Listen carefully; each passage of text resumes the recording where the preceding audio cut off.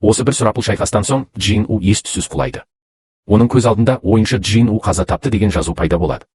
Бірақ бірнеше сәттен кейін жүйеде сен дәл қазір қара жүректің Blackheart көмегімен қалпына келудесің деген сөздер шығып, Джин У аурухана төсегінде есін жияды. Оянған бойда құбыжықтардың бәрі қайда кетті деп ойланып жатқанда есік ашылып, қара костюм киген екі жігіт кіріп келеді. Олардың бірі аңшылар қауымдастығының жаңа президенті еді. Джин У олардан: президент, құбыжықтардың барлығы қайда деп сұрайды. Алайда келген жігіт оған таңырқай қарап: біріншіден, қайдағы құбыжықтарды айтып тұрсың? Екіншіден, мен президент емеспін. Сен не оттап отырсың? Өзіңнің қайда екеніңді де білмейсің бе? Мен саған айтайын, сен 2 қабатты порталдан аман шыққан жалғыз адамсың деп жауап береді. Осы сәтте Джин У бәрін түсінеді. Демек, ол уақытты кері айналдырып өткенге оралған екен. Менеджер Джин Уға қарап: сен суреттегіден мүлдем басқаша көрінеді екенсің деп таңғалады. Олар шыққаннан кейін палатаға қарындасы жүгіріп кіреді. Ол: аға, сіз кешке дейін жарақаттанып деп сөйлей беріп, Джин Удың орнында отырған еңселі мүлдем басқа адамды көріп кілт тоқтайды. Сен кімсің? Мен басқа біреудің бөлмесіне кіріп кеттім бе деп шошиды. Джин У өзінің кім екенін әрең дәлелдейді. Джин У өз күшін тексеріп көрмек болады. Сол сәтте оның бұрынғы көлеңкелі әскерлері жоғалып кетсе де, оның өзі қайтадан дәрежелі аңшы болып шыға келеді. Оның күші мен деңгейі бұрынғыдай өте жоғары болып қалады. Джин У өзінің дәрежелі аңшы екенін растап, ғимараттан шығып бара жатқанда бірінші маусымдағы қатал аңшымен бетпе-бет келеді. Ол Джин Уға: жақында саған біреу менің қызымның кегін алып бер деп ұсыныс тастайды. Оны қабыл алсаң болады. Бірақ ескертіп қояйын, егер жазықсыз аңшыларды өлтіретін болсаң, мен сені өз қолыммен жоямын деп ескерту жасайды. Бұдан соң Джин У төрағаға барып: мен барлық дәрежелі порталдарды жалғыз өзім жабамын деп мәлімдейді. Төраға таңғалып: сен қуасың ба? Кет әрі ойнама деп оған сенбейді. Оқиғалар осылай қайталана бергенде, Джин У бәрінің жалған екенін түсінеді. Ол өзінің нағыз күшіне еніп күлімдеген күйі: мені қанша уақыт бойы алдағың келді? Бұл жалған әлемнің көзін құр. Менімен бетпе-бет кездес деп айқайлайды. Сол сәтте айнала тас-талқан болып, жалған әлем жоғалады. Оның орнына көлеңкелер әміршісі Ашборн шығады. Ол: сен жаңағы әлемде қалағаныңды алып, бақытты өмір сүре алар едің. Не үшін оны тоқтаттың деп сұрайды. Джин У болса: сонда мен сенің жасап берген жасанды әлеміңде өмір сүруім керек пе дейді. Ашборн Джин Удың жақындарының бейнесіне еніп оған: мұны мен жасады дейсің бе?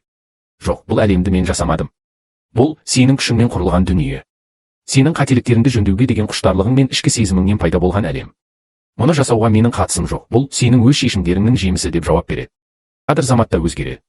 Джин У экраннан өзінің мұз болып қатып, жансыз жатқан денесін көреді. Оның жанында тұрған Ракан мен Аяз әміршісі сияқты монархтар. Охо, көлеңкелер әміршісі өлді. Енді бұл әлемді қалағанымызша қирата аламыз деп масаттана бастайды. Бірақ олар қиратуға кіріскен сәтте, мұз болып қатып тұрған Джин Удың денесінен өте қуатты, сұрапыл аура шыға бастайды. Әміршілер бұған таңғалып: жалған қуыршақ көлеңкелер әміршісін өлтіре алмады ма? Сонда нағыз әмірші енді оянып жатыр ма деп Джин Уға қарай ұмтылады. Олардың ойы Джин У, яғни нағыз көлеңкелер әміршісі толық оянып үлгермей тұрып, оның көзін жою еді. Осылайша олар Джин Уға тап берген сәтте, кенеттен Джин Удың әкесі пайда болады. Ол айбынды дауыспен: енді жеткілікті. Мен сендерге баламның бір тал шашын түсіруге де рұқсат бермеймін деп оларға қарсы тұрады. Дал осы уақытта көлеңкелер әміршісі Джин Уға бұл әлемнің қалай пайда болғаны және не үшін оны таңдағаны туралы толықтай көрсетіп жатады. Ерте заманда өте қуатты бір тіршілік иесі, жасаушы, жарықты бөліп, одан реттеушілерді, періштелерді жаратады. Ал түнекті 7-8-ге бөліп, одан монархтарды, әміршілерді жасап шығарады. Бұл жердегі реттеушілер әлемді қорғау үшін жаралса, монархтар әлемді қирату үшін пайда болған. Осылайша екі жақ арасында бітпейтін мәңгілік соғыс басталады. Көп жылдар бойы осы қанды соғыстан шаршаған бір реттеуші жасаушыға келіп: бұны не үшін жасадың? Монархтарға неге мұндай күш бердің? Сен қаласаң оларды бір сәтте жоқ қыла аласың ғой. Неліктен олардың әлемді қиратқанын үнсіз көріп отырсың деп сұрақ қояды. Алайда Құдай деп танылған жасаушы бұл сұраққа ешқандай жауап қатпайды. Содан реттеушілер оның бұл соғысты тек қызық көріп, ләззат алу үшін ғана жасағанын түсінеді. Олар үшін бұл сұмдық жаңалық еді. Сондықтан олар: біз бұны өлтіруіміз керек деген ортақ шешімге келеді. Оны өлтіруге аттанған кезде көлеңкелер әміршісі де бұрын осы реттеуші періштелердің бірі болған екен. Басқа періштелердің барлығы жасаушыға қарсы шығып, оны өлтірмек болғанда, тек осы көлеңкелер әміршісі ғана оны соңғы деміне дейін қорғап, жалғыз өзі соғысады. Осы адалдық үшін жасаушы оның бойына түнекті басқаратын, өлімнен де биік алапат күшті жасырып кетеді. Ашборн өз күшін толық оятып, жасаушыны құтқармақ болып келгенде кеш қалады. Реттеушілер оны әлдеқашан өлтіріп тастаған еді. Сондай-ақ сол соғыс кезінде реттеушілер монархтардың бірі алып денелілердің басшысы легионды тұтқындап, ұзақ жылдар бойы шынжырлап ұстап отырғанын білеміз. Осыдан кейін Ашборн монархтардың жағына өтіп, реттеушілерге қарсы соғыс ашады. Алайда көлеңкелер әміршісінің бұл шексіз күшін көрген монархтар да реттеушілерде қорқып, оны сата бастайды. Тіпті монархтардың ішіндегі Аяз әміршісімен Ракан оған опасыздық жасап, арқасынан соққы береді. Осы бір қиын сәтте оған бұрынғы бауырлары реттеушілер келіп, бас иіп былай дейді: "Ең жарық сәуле, сен ең құдіретті періштесің. Бізді кешіретін уақыт келді, өтінеміз, біздің қателігімізді кешірші." Сөйтсек, бұл көлеңкелер әміршісі періштелердің ішіндегі ең мықтысы болған екен.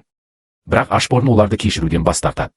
Ол монархтар мен реттеушілерді тоқтата алатын ұлы армия құру үшін айдаһарлар монархмен бірігіп, жерді соғыс алаңы ретінде таңдайды.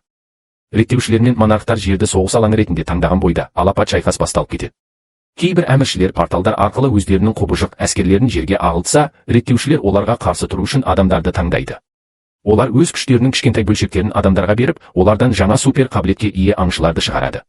Бұл аңшыларды сол періштелердің күшін сақтайтын ыдыстар деп ұсақ болады. Осылайша жер бетінде бұрын-соңды болмаған үлкен соғыс жүреді.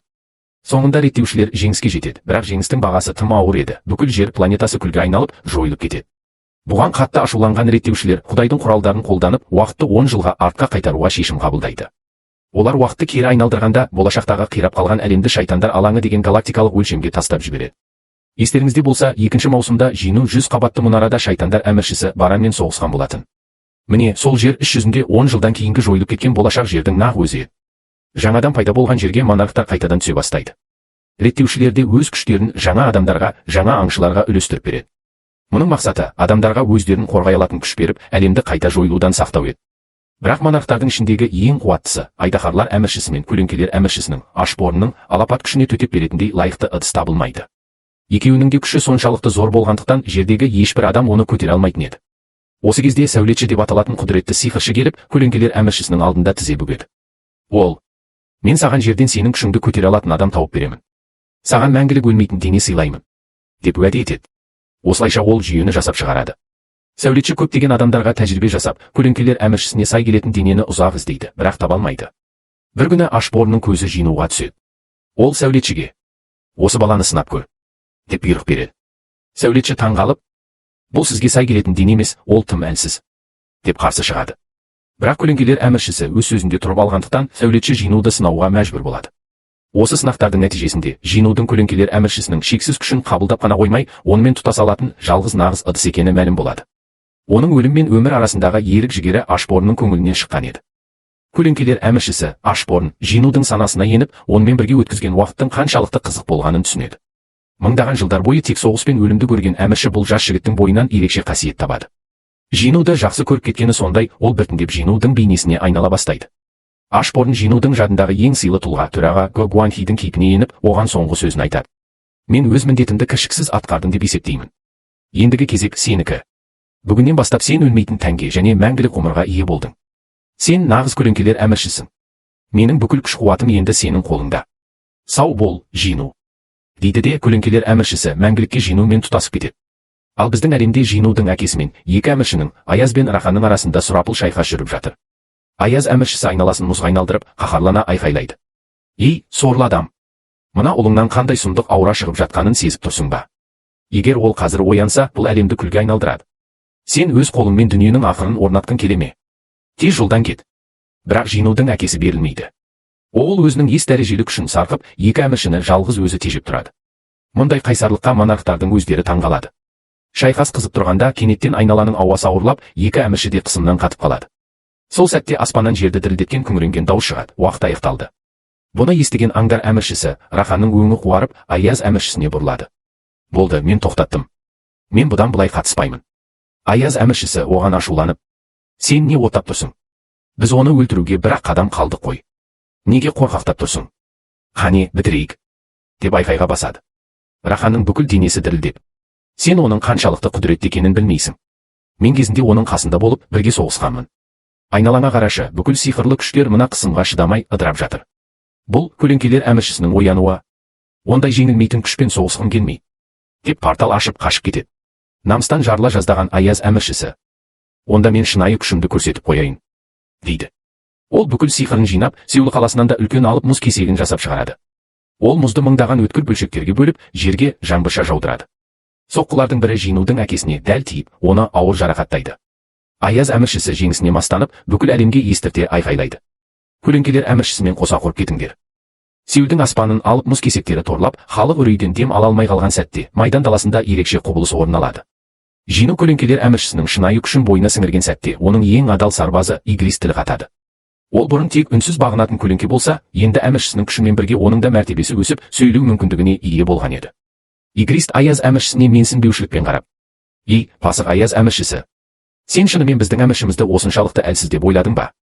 Сенің мына болымсыз мұзды құрсауың біздің ұлы әміршімізді тоқтатуға ешқашан жетпейді", деп күркірейді. Осы сәтте көлеңкелер әскері Сеулдің көшелеріне ағылып, халықты ажалдан арашалап, мұз құрсауларын тас-талқан ете бастайды. Аяз әміршісі есеңгіреп, не болғанын түсінбей қалады. Мүмкін емес. Мынау қарапайым көлеңкелер қалайша менің сиқырымды бұзып жатыр? Ол менің мұзды абақтымнан қалайша аман шықты? Деп таңғалып тұрғанда, оның ту сыртынан сүйектен өтетін суық дауыс шығады. Бұл нағыз көлеңкелер әміршісі болып оянған Жину еді. Ол өзінің жаңа, сұрапыл бейнесінде пайда болып: "Мен сендерге бұл әлемді өзім қорғайтынымды айтқан жоқпын ба? Жүйені жасап шығарған сәулетшінің болжамдары бойынша мен отқа оранған әлемде жан тапсыруым керек еді. Бірақ мен ондай жалған болжамдарға ешқашан сенбеймін", дейді. Сәлден соң оның жанары қаһармен тұтанып, айналасын тінтіп шығады. "Ха! Анау Ракан қайда кеткен? Өзінің құйрығын екі бұтының ортасына қыстырып, майдан даласынан қашып кетті ме? Оған кім кетуге рұқсат берді? Оның менің алдымнан аттап, рұқсатсыз кетуге қалай дәті барды?" деп күркірейді. Жинудың осы сәттегі аурасы соншалықты ауыр болғаны сондай, Аяз әміршісінің бүкіл денесі еріксіз дірілдеп, тізесі бүгіле бастайды. Ол іштей: "Мен бұл құдіретті ешқашан жеңе алмаймын", деген үрейлі ойға келеді. Ал Жину өз аурасын бүкіл әлемге жайып жіберіп, қашқынды іздей бастайды. "Таптым. Менен қашып құтыламын деп ойладың ба, Ракан?" дейді ол қатал жымиып. Аяз әміршісі соңғы күшін жинап, Жинуға кенеттен соққы жасамақ болады. Бірақ Жину оның бүкіл әлемді дірілдеткен соққысын бір ғана қолымен, тіпті саусақтарымен ақ оңай қағып тастайды. Аяз әміршісі өз көзіне өзі сенбей, сонда бұл нағыз көлеңкелер әміршісінің шынайы күші болғаны ма? деп үрейден қатып қалады.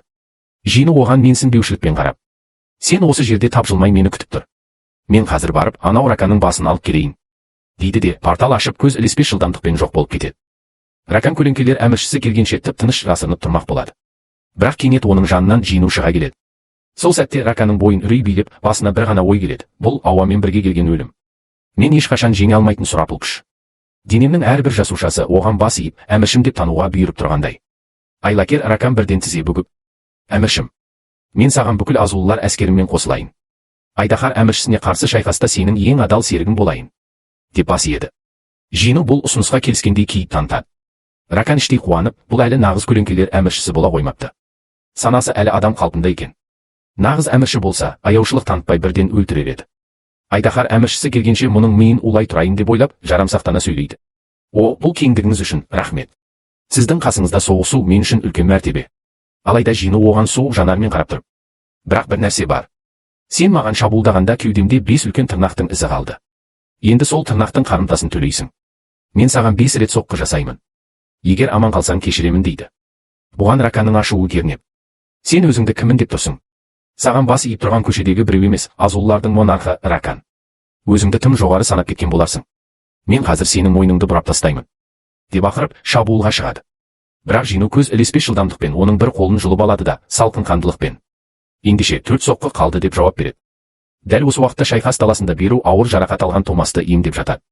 Оларды сыртынан бақылап тұрған Аяз әміршісі іштей: "Анау жаман құмырсқа маған ешқандай қауіп төндіріп тұрған жоқ. Оны қайтсем де шалып аламын.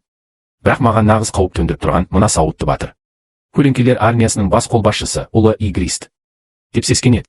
Игристің мызғымас айбыны тіпті әміршілерді де қорқынышқа бөлей бастаған еді. Аяз әміршісі бар күшін жинап, Игриске қарсы аяусыз шабуыл жасайды. Алайда Игрис оған қарсы соққы берудің орнына тапжылмай орнында тұрып алады.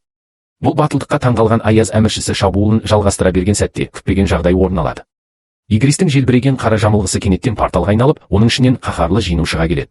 Жину пайда болған бетте Аяз әміршісінің алдына 2 үлкен азу тісті лақтырып жібереді.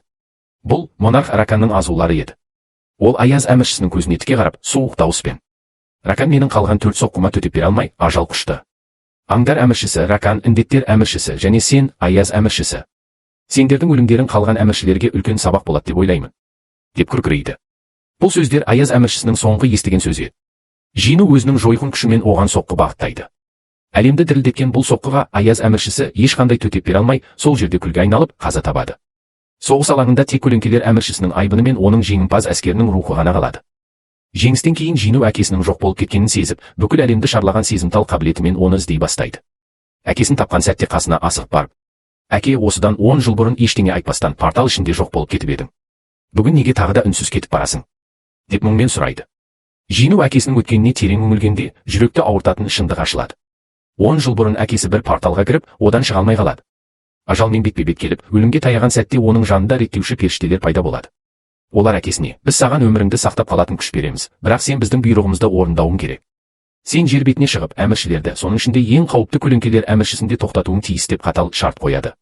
Әкесі порталдан шыққаннан кейін, көлеңкелер әміршісінің дәл өзінің ұлы Жинудың бойында екенін көріп, төбесінен жай түскендей болады. Өз баласына қалай қол көтермек? Ол ұлына жақындауға батылы бармай, оның қауіпсіздігі үшін алыстан бақылап, үнсіз қорғауға бел буады. Алайда уақыт өте келе реттеушілердің ойы күрт өзгереді. Олардың жаңа билігі көлеңкелер әміршісінің, Ашборнның ниетін түсініп, енді оны тоқтатудың қажеті жоқ, керісінше, оны барынша қорғау керек деген жаңа тапсырма береді.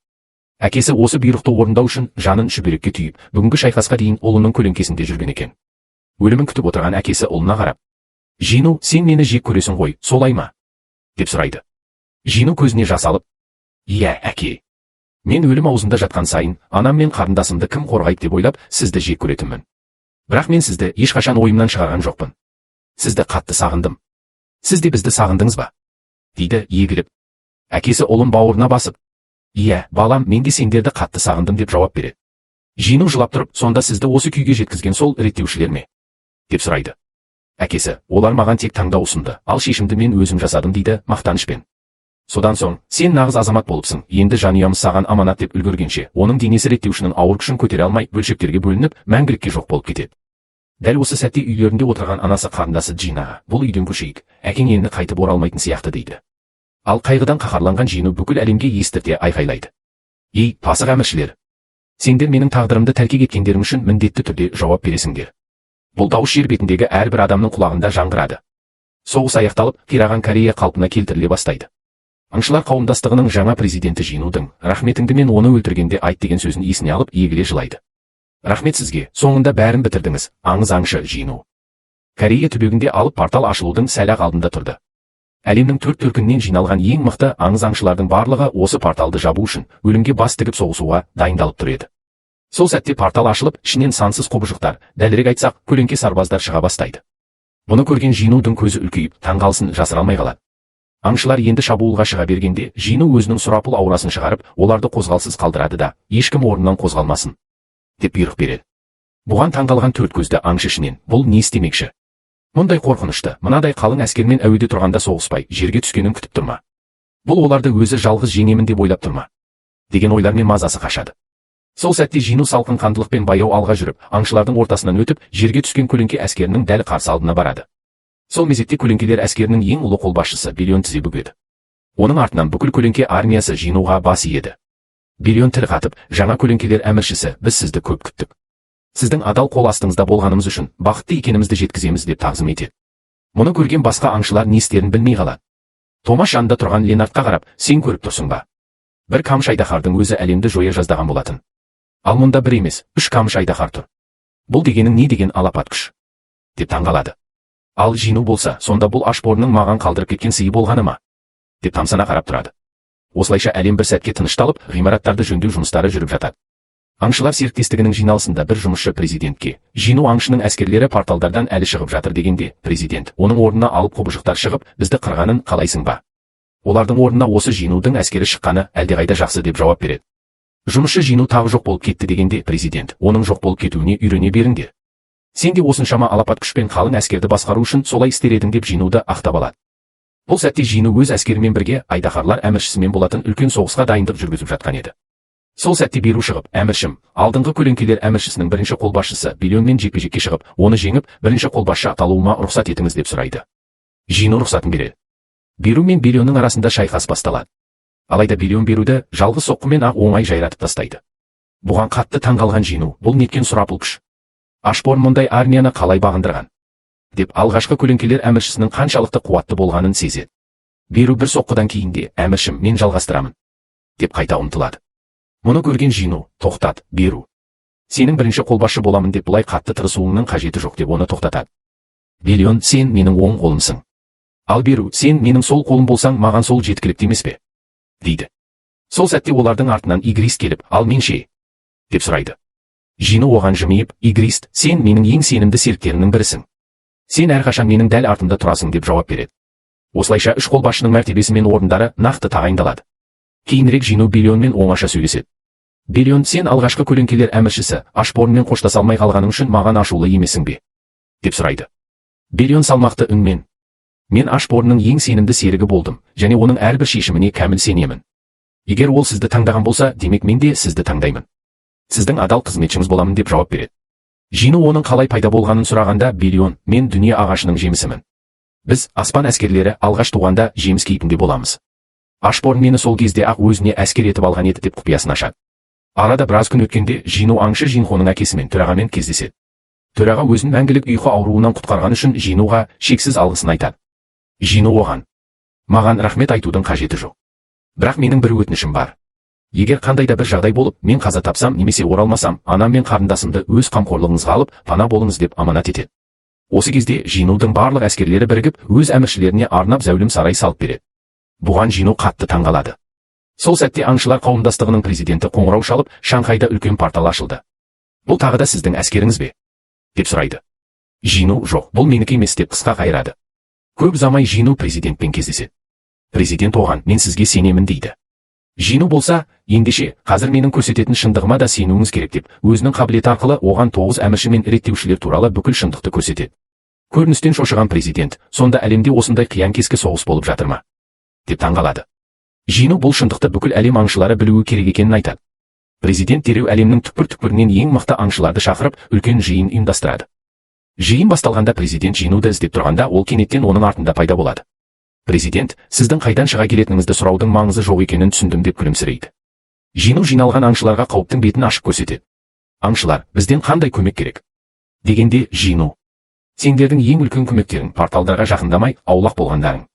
Егер портал көрсеңдер, оған кіреміз деп әуре болмаңдар, тек қашыңдар, деп қатаң ескертеді.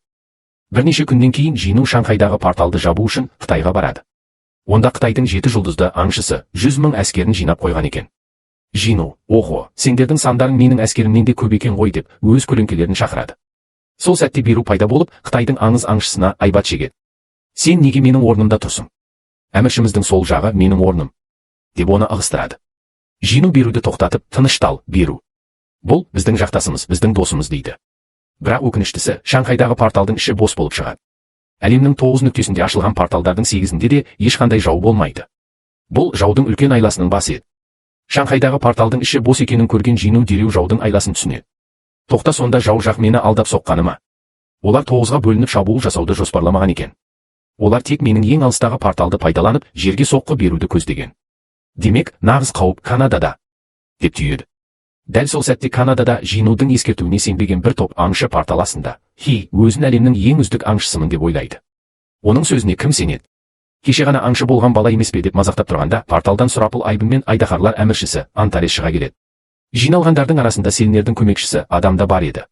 Ол дереу Жинуға қоңырау шалып: Жину мырза, бұл жерде порталдан бір адам шығып келеді, дейді үреймен. Жину дауыстап: тезірек қаш, тезірек қашыңдар. Ол сендер жеңе алатын қарсылас емес, деп ескертеді. Адам артына қарап, оның артынан шексіз көп айдаһар шығып келе жатыр. Деп үлгергенше Жину адамды құтқару үшін өзінің көлеңкесімен орын ауыстыру қабілетін қолданбақ болады. Бірақ сол сәтте олардың алдында айдаһарлар әміршісі пайда болып: сен қайда кетпекшісің, көлеңке?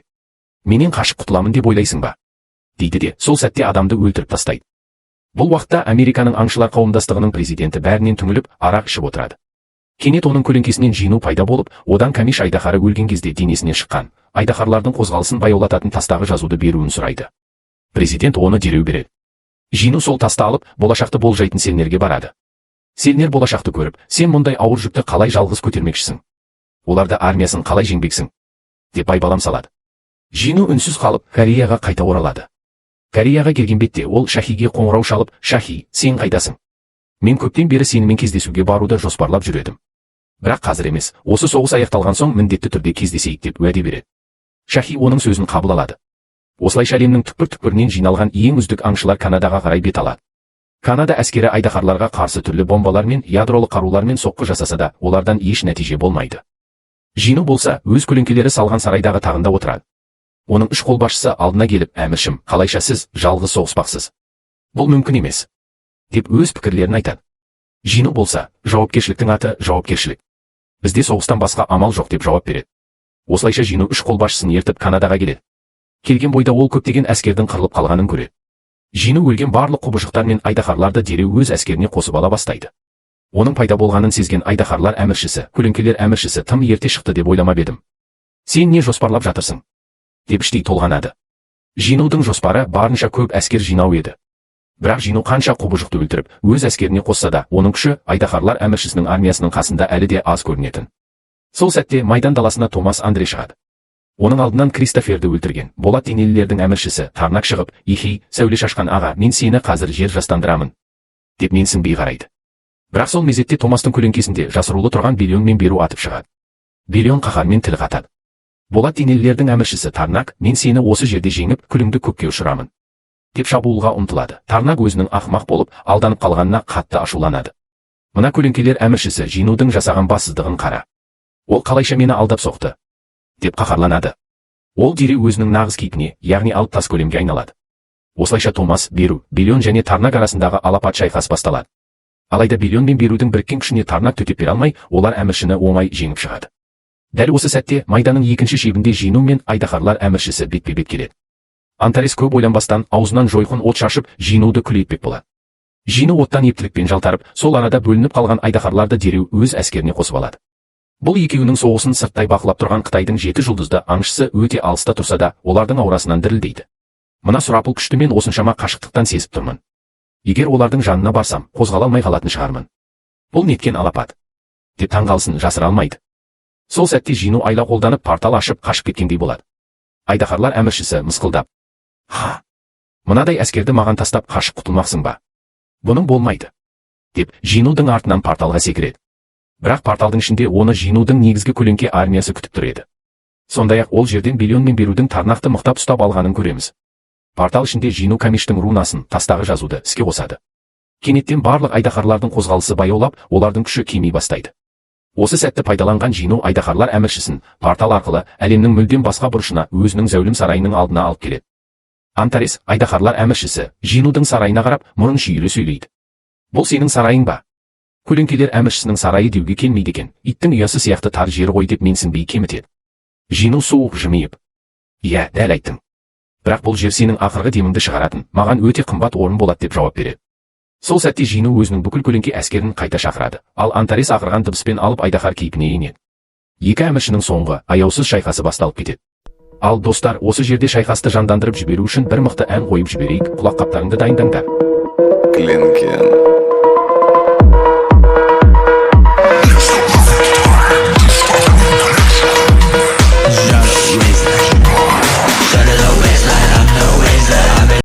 Шайқастың бір сәтінде Антарес амалсыздан Жинуға келісім ұсынады. «Екеуміз келісейік. Бұрын жақсы дос едік қой. Бірігіп реттеушілерге қарсы соғысайық. Егер келіссең, мен барлық әскерімді алып, бұл әлемнен бір жолата кетемін», дейді.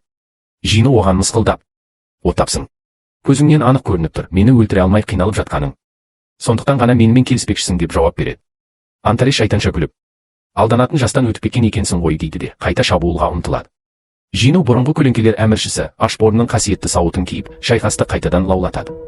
Осы жерге тағы бір отты ән жіберсек. Клинкен.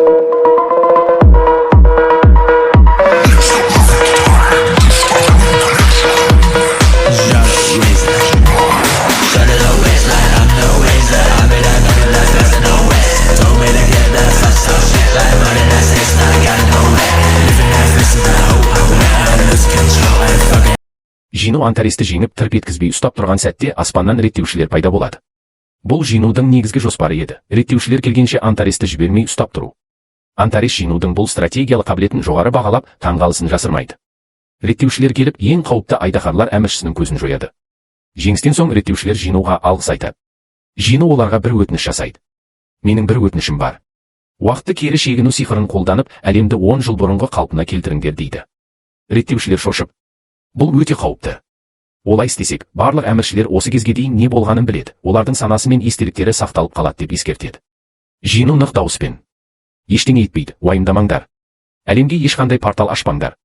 Мен әміршілерді өздері мекен ететін өлшемсіз әлемге барып, жалғыз өзім құртатын боламын дейді. Реттеушілер таңғалып, сонда сен жалғыз адамдық соғыс жасамақсың ба? деп сұрайды. Джину иә деп жауап береді. Әлем 10 жыл бұрынғы қалпына келеді. Джину өз төсегінде оянады. Порталда аңшылар да жоқ, кәдімгі тыныш әлем. Қарындасы Джин әкеліп, ағау деп айқайлайды. Джину есікті ашқанда әкесі мен анасының аман-сау күлімсіреп отырғанын көріп, бақытқа кенеледі.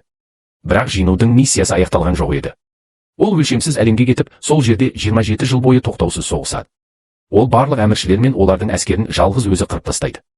27 жылдық тоқтаусыз шайқастан кейін Джину жерге бала кейпінде оралады. Бірақ оны бұл әлемде ешкім танымайды, немесе дерлік ешкім. Оны қарсы алған бұрынғы әлемде қаза тапқан Кристофер Рид Джину Кристоферге таңырқай қарайды. Кристофер салмақты үнмен: реттеушілер сенің күшің туралы ойланып уайымдауда.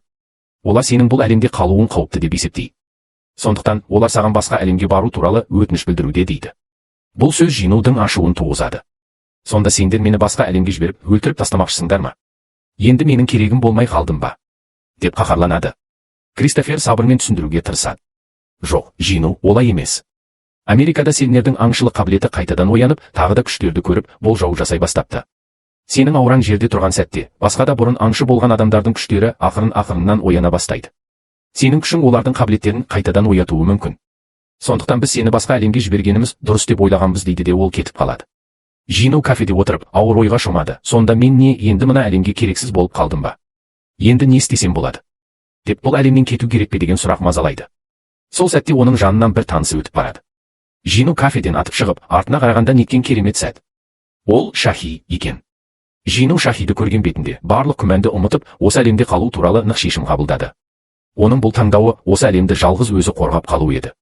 Осылайша біздің сүйікті жалғыз деңгейді көтеру мангасының барлық негізгі шаптерлері аяқталды. Бірақ бәрі біткен жоқ. Бізде әлі спешил парт, арнайы бөлім қалды. Алдағы бөлімде Джинудың барлық оқиғаларын толығымен аяқтаймыз.